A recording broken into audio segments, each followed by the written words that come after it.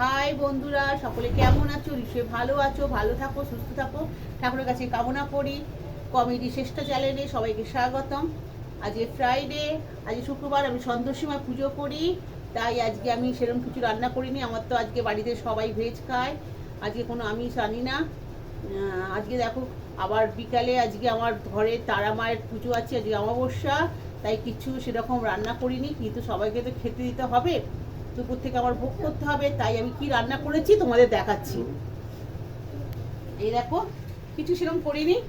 এই দেখো, আমি আতপ চালের, মানে এই পায়েসের যে চাল হয়, ওই পায়েসের চালের আমি দেখো আলু দিয়ে শুধু ফেনা ভাত করেছি, আর কিচ্ছু করিনি। আর একটু দেখো ভালো করে, যে ফেনা ভাত করেছি আলু দিয়ে, আর এই লঙ্কা দিয়ে তেলে ভেজে রেখে দিয়েছি। এই খাবো আজ দুপুরবেলা, আর কিছু খাবার নেই। রাত্রিবেলা যা করা করবো, আর দুপুরবেলা তো ভোগ করবো ঠাকুরের, তোমাদের সবাইকে শেয়ার করব, দেখাবো কি রান্না করছি ঠাকুরের জন্যে, মানে আমার তারা মায়ের জন্যে। টাটা বাই, সবাই ভালো থাকো, ঠিক আছে।